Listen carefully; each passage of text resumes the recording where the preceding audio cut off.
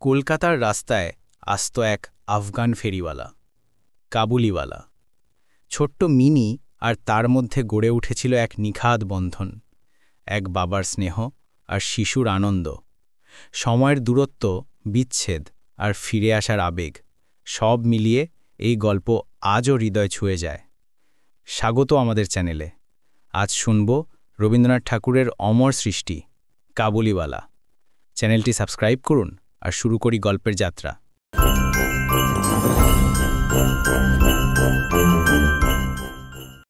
আমার 5 বছর বয়সের ছোট মেয়ে মিনি একদণ্ড কথা না কহিয়া তহিতে পারে না। পৃথিবীতে জন্মগ্রহণ করিয়া ভাষা শিক্ষা করিতে সে কেবল 1 বৎসরকাল ব্যয় করিয়াছিল। তাহার পর হইতে যতক্ষণ সে জাগিয়া থাকে, এক মুহূর্ত মৌনভাবে নষ্ট করে না। তাহার মা অনেক সময় ধমক দিয়া তাহার মুখ বন্ধ করিয়া দেয়, কিন্তু আমি তাহা পারি না। মিনি চুপ করিয়া থাকিলে এমনি অস্বাভাবিক দেখিতে হয় যে সে আমার বেশিক্ষণ সহ্য হয় না। এই জন্য আমার সঙ্গে তাহার কথোপকথনটা কিছু উৎসাহের সহিতই চলে। সকালবেলায় আমার নভেলের ৭ম পরিচ্ছেদে হাত দিয়াছি, এমন সময় মিনি আসিয়াই আরম্ভ করিয়ে দিল, বাবা, রামদয়াল দরোয়ান কাককে কৌয়া বলছিল, সে কিচ্ছু জানে না। না, আমি পৃথিবীতে ভাষার বিভিন্নতা সম্বন্ধে তাহাকে জ্ঞানদান করিতে প্রবৃত্ত হইবার পূর্বেই সে দ্বিতীয় প্রসঙ্গে উপনীত হইল। দেখো বাবা, ভোলা বলছিল আকাশে হাতি সুর দিয়ে জল ফেলে, তাই বৃষ্টি হয়। মা গো, ভোলা এত মিছিমিছি বকতে পারে, কি বলি বকে, দিনরাত বকে। এই সম্বন্ধে আমার মতামতের জন্য কিছুমাত্র অপেক্ষা না করিয়াই হঠাৎ জিজ্ঞাসা করিয়া বসিল, বাবা, মা তোমার কে হয়? মনে মনে কহিলাম, শালিকা। মুখে কহিলাম, মিনি, তুই ভোলার সঙ্গে খেলা করগে যা, আমার এখন কাজ আছে। সে তখন আমার লিখিবার টেবিলের পাশে আমার পায়ের কাছে বসিয়া নিজের 2 হাঁটু এবং হাত লইয়া অতি দ্রুত উচ্চারণে আগডুম বাগডুম খেলতে আরম্ভ করিয়া দিল। আমার ৭ম পরিচ্ছেদে প্রতাপ সিংহ তখন কাঞ্চনমালাকে লইয়া অন্ধকার রাত্রে কারাগারের উচ্চ বাতায়ন হইতে নিম্নবর্তী নদীর জলে ঝাঁপ দিয়া পড়িতেছেন। আমার ঘর পথের ধারে। হঠাৎ মিনি আগডুম বাগডুম খেলা রাখিয়া জানালার ধারে ছুটিয়া গেল এবং চিৎকার করিয়া ডাকিতে লাগিল, কাবুলিওয়ালা, ও কাবুলিওয়ালা! ময়লা ঢিলা কাপড় পরা, পাগড়ি মাথায়, ঝুলি ঘাড়ে, হাতে গোটা 2-4 আঙুরের বাক্স, এক লম্বা কাবুলিওয়ালা মৃদুমন্দ গমনে পথ দেয়া যাইতেছিল। তাহাকে দেখিয়া আমার কন্যারত্নের কিরূপ ভাবোদয় হইল বলা শক্ত। তাহাকে ঊর্ধ্বশ্বাসে ডাকাডাকি আরম্ভ করিয়া দিল। আমি ভাবিলাম এখনই ঝুলিঘাড়ে একটা আপদ আসিয়া উপস্থিত হইবে, আমার ৭ম পরিচ্ছেদ আর শেষ হইবে না। কিন্তু মিনির চিৎকারে যেমনি কাবুলিওয়ালা হাসিয়া মুখ ফিরাইল এবং আমাদের বাড়ির দিকে আসিতে লাগিল, অমনি সে ঊর্ধ্বশ্বাসে অন্তঃপুরে দৌড়ি দিল, তাহার আর চিহ্ন দেখিতে পাওয়া গেল না। তাহার মনের মধ্যে একটা অন্ধবিশ্বাসের মতো ছিল যে ওই ঝুলিটার ভিতর সন্ধান করিলে তাহার মতো 2-4টি জীবিত মানব সন্তান পাওয়া যাইতে পারে।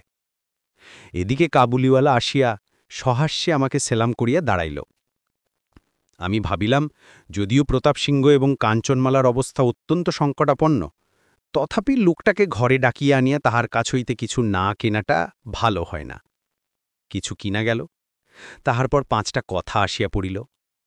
আব্দুর রহমান, রুশ, ইংরাজ প্রভৃতিকে লইয়া সীমান্ত রক্ষানীতি সম্বন্ধে গল্প চলিতে লাগিল। অবশেষে উঠিয়া যাইবার সময় সে জিজ্ঞাসা করিল, বাবু, তোমার লড়কি কোথায় গেল? আমি মিনির অমূলক ভয়ে ভাঙাইয়া দিবার অভিপ্রায়ে তাহাকে অন্তঃপুর হইতে ডাকাইয়া আনিলাম। সে আমার গাঁ ঘেঁষিয়া কাবুলির মুখ এবং ঝুলির দিকে সন্দিগ্ধ নেত্রক্ষেপ করিয়া দাঁড়াইয়া রহিল। কাবুলি ঝুলির মধ্যে হইতে কিশমিশ খোবানি বাহির করিয়া তাহাকে দিতে গেল। সে কিছুতেই লইল না, দ্বিগুণ সন্দেহের সহিত আমার হাঁটুর কাছে সংলগ্ন হইয়া রহিল। প্রথম পরিচয়টা এমনিভাবে গেল।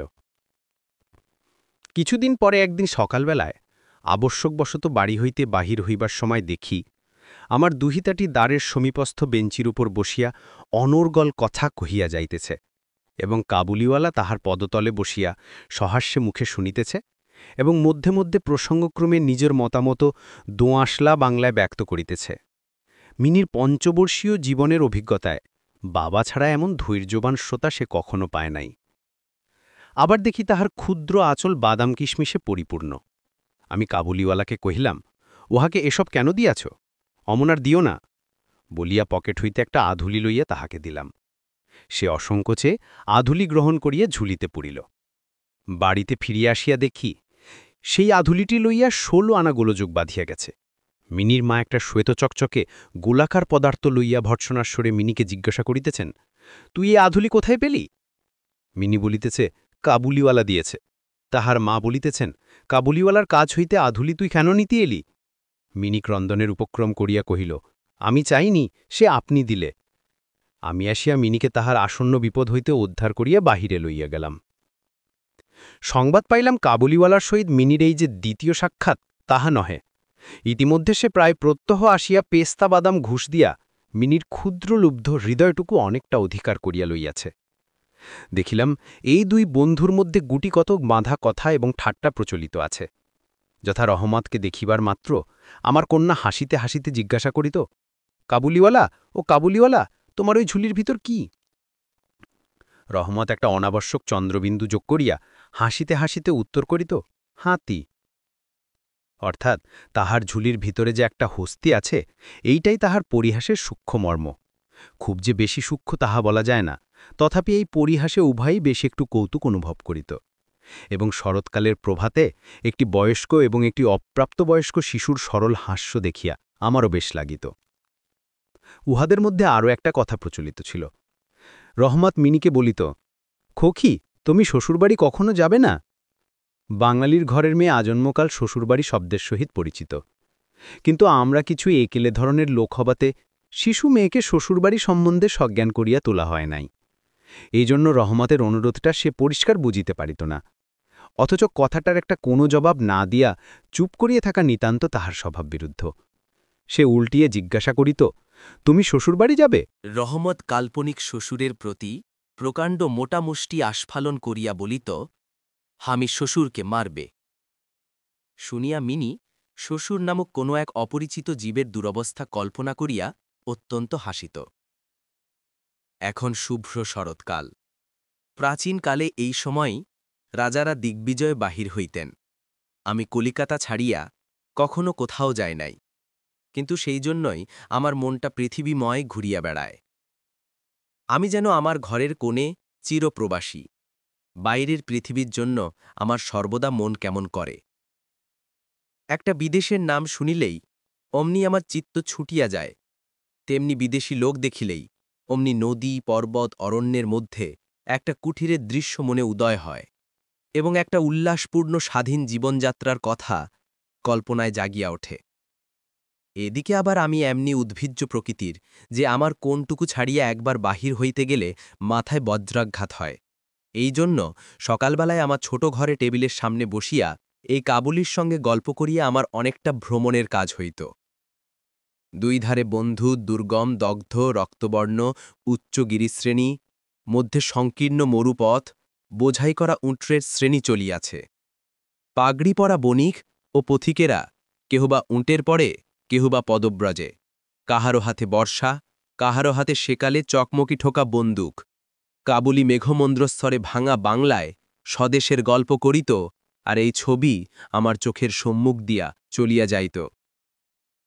মিনি বা অত্যন্ত শঙ্কিত স্বভাবের লোক। রাস্তায় একটা শব্দ শুনিলে তাহার মনে হয় পৃথিবীর সমস্ত মাতাল আমাদের বাড়িটাই বিশেষ লক্ষ্য করিয়া ছুটিয়া আসিতেছে। এই পৃথিবীটা যে সর্বত্রই চোর, ডাকাত, মাতাল, সাপ, বাঘ, ম্যালেরিয়া, শুঁয়োপোকা, আরশোলা এবং গোরার দ্বারা পরিপূর্ণ, এতদিন, খুব বেশি দিন নহে, পৃথিবীতে বাস করিয়াও সেই বিভীষিকা তাহার মন হইতে দূর হইয়া যায় নাই। রহমত কাবুলিওয়ালা সম্বন্ধে তিনি সম্পূর্ণ নিঃসংশয় ছিলেন না। তাহার প্রতি বিশেষ দৃষ্টি রাখিবার জন্য তিনি আমাকে বারবার অনুরোধ করিয়াছিলেন। আমি তাহার সন্দেহ হাসিয়া উড়িয়া দেবার চেষ্টা করিলে তিনি পর্যায়ক্রমে আমাকে গুটিকতক প্রশ্ন করিলেন, কখনো কি কাহারও ছেলে চুরি যায় না? কাবুল দেশে কি দাস ব্যবসা প্রচলিত নয়? একজন প্রকাণ্ড কাবুলির পক্ষে একটি ছোট ছেলে চুরি করিয়া লইয়া যাওয়া একেবারেই কি অসম্ভব? আমাকে মানিতে হইল ব্যাপারটা যে অসম্ভব তাহা নহে, কিন্তু অবিশ্বাস্য। বিশ্বাস করিবার শক্তি সকলের সমান নহে, এই জন্য আমার স্ত্রীর মনে ভয় রহিয়া গেল। কিন্তু তাই বলিয়া বিনা দোষে রহমতকে আমাদের বাড়িতে আসিতে নিষেধ করিতে পারিলাম না। প্রতি বছর মাঘ মাসের মাঝামাঝি রহমত দেশে চলিয়া যায়। এই সময়টা সমস্ত পাওনার টাকা আদায় করিবার জন্য সে বড় ব্যস্ত থাকে। ভারী ভারী ফিরিতে হয়, কিন্তু তবু একবার মিনিকে দর্শন দিয়া যায়। দেখিলে বাস্তবিক মনে হয় যেন উভয়ের মধ্যে একটা ষড়যন্ত্র চলিতেছে। সকালে যেদিন আসিতে পারে না, সেদিন দেখি সন্ধ্যার সময় আসিয়াছে।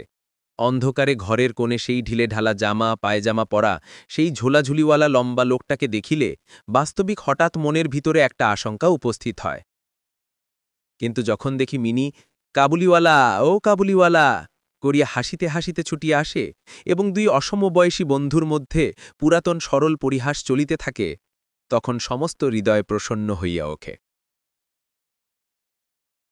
একদিন সকালে আমার ছোট ঘরে বসিয়া প্রুফশিট সংশোধন করিতেছি। বিদায় লইবার পূর্বে আজ ২-৩ দিন হইতে শীতটা খুব কনকনে হইয়া উঠিয়াছে। চারিদিকে একেবারে হি হি কার পড়িয়া গেছে। জানালা ভেদ করিয়া সকালের রৌদ্রটি টেবিলের নিচে আমার পায়ের উপরে আসিয়া পড়িয়াছে। সেই উত্তাপটুকু বেশ মধুর বোধ হইতেছে। বেলা বোধহয় ৮টা। মাথায় গলাবন্ধ জড়ানো উষাচরগণ প্রাতভ্রমণ সমাধা করিয়া প্রায় সকলে ঘরে ফিরিয়া আসিয়াছে।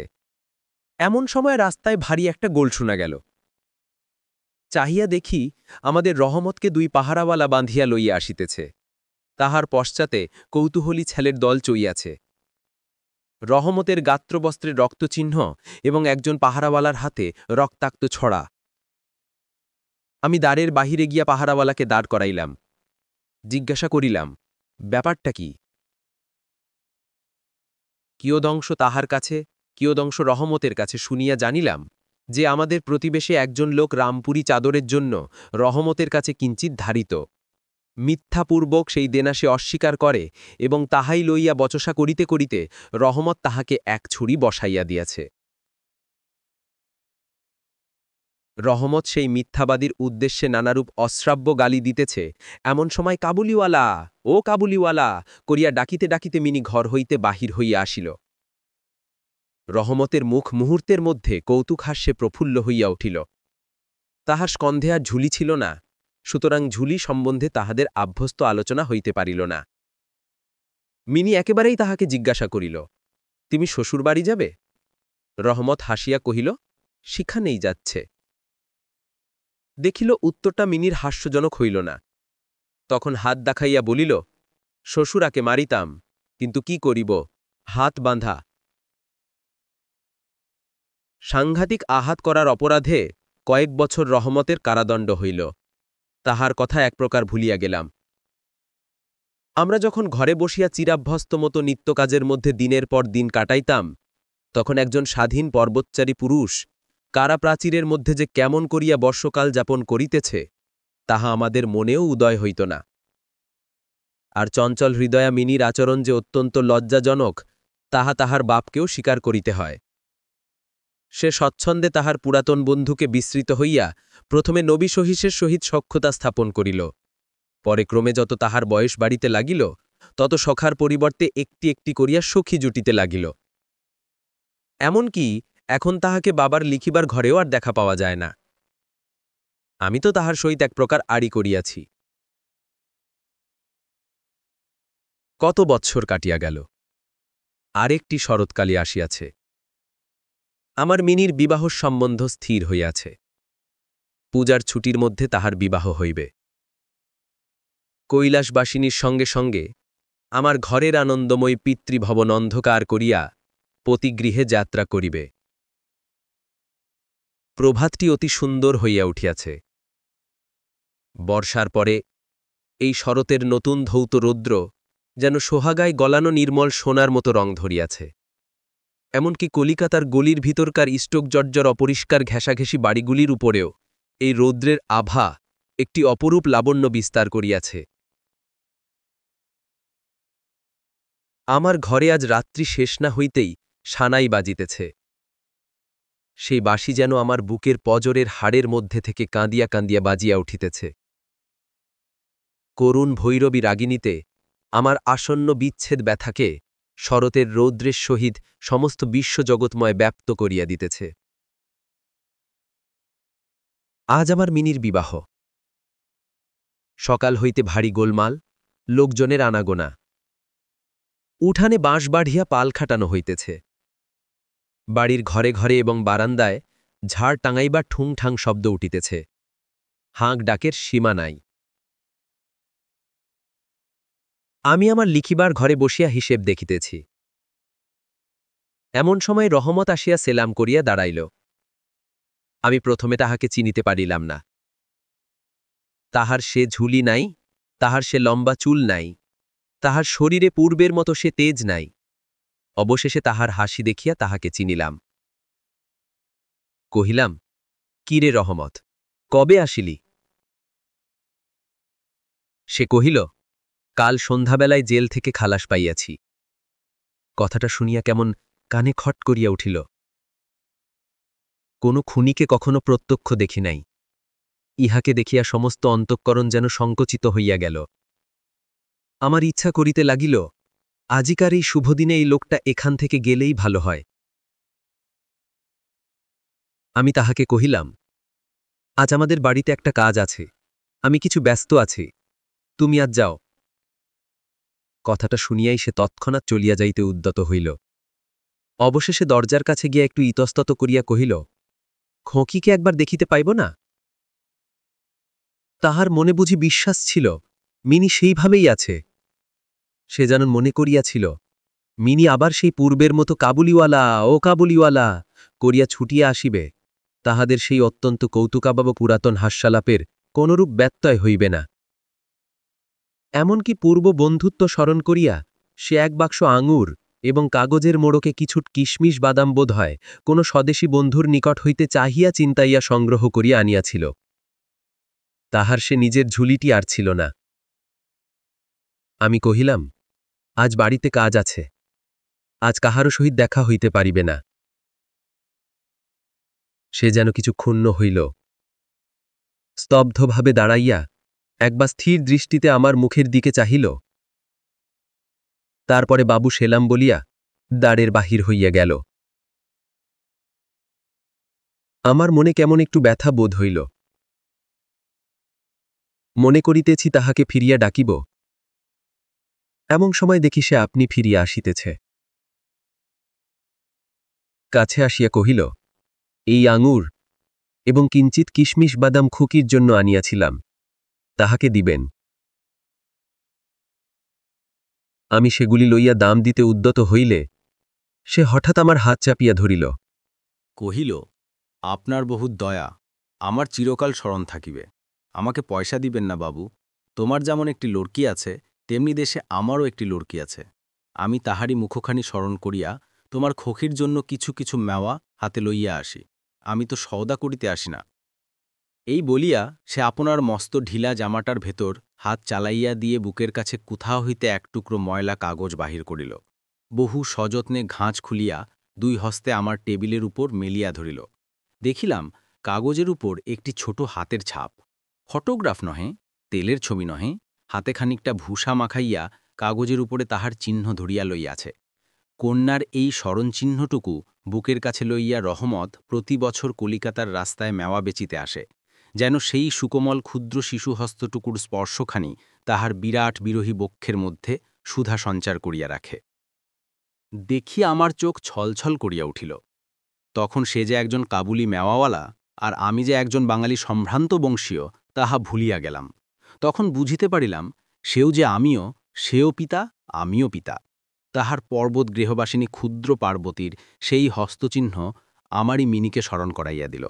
আমি তৎক্ষণাৎ তাহাকে অন্তঃপুর হইতে ডাকাইয়া পাঠাইলাম। অন্তঃপুরে এতে অনেক আপত্তি উঠিয়াছিল, কিন্তু আমি কিছুতে কর্ণপাত করিলাম না। রাঙা চেলি পড়া, কপালে চন্দনাকা বধূবেশিনী মিনি সলজ্জভাবে আমার কাছে আসিয়া দাঁড়াইল। তাহাকে দেখিয়া কাবুলিওয়ালা প্রথমাটা থতমত খাইয়া গেল, তাহাদের পুরাতন আলাপ জমাইতে পারিল না। অবশেষে হাসিয়া কহিল, খোকি, তুমি শ্বশুরবাড়ি যাবিস? মিনি এখন শ্বশুরবাড়ির অর্থ বোঝে। এখন আর সে পূর্বের মতো উত্তর দিতে পারিল না। রহমতের প্রশ্ন শুনিয়া লজ্জায় আরক্ত হইয়া মুখ ফিরাইয়া দাঁড়াইল। কাবুলিওয়ালার শশিক মিনির যেদিন প্রথম সাক্ষাৎ হইয়াছিল, আমার সেই দিনের কথা মনে পড়িল। মনটা কেমন ব্যথিত হইয়া উঠিল। মিনি চলিয়া গেলে একটা গভীর দীর্ঘশ্বাস ফেলিয়া রহমত মাটিতে বসিয়া পড়িল। সে হঠাৎ স্পষ্ট বুঝিতে পারিল তাহার মেয়েটিও ইতিমধ্যে এইরূপ বড় হইয়াছে, তাহার সঙ্গেও আবার নতুন আলাপ করিতে হইবে, তাহাকে ঠিক পূর্বের মতো তেমনটিও আর পাইবে না। এই ৮ বছরে তাহার কি হইয়াছে তাই বা কে জানে।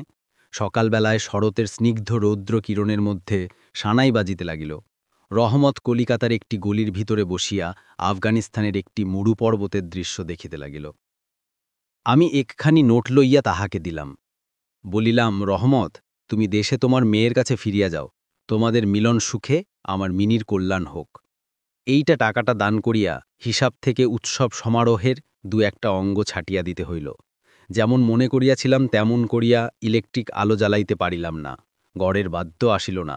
অন্তঃপুরে মেয়েরা অত্যন্ত অসন্তোষ প্রকাশ করিতে লাগিলেন, কিন্তু মঙ্গল আলোকে আমার শুভ উস্তব উজ্জ্বল হইয়া উঠিল। অগ্রহায়ণ ১২৯৯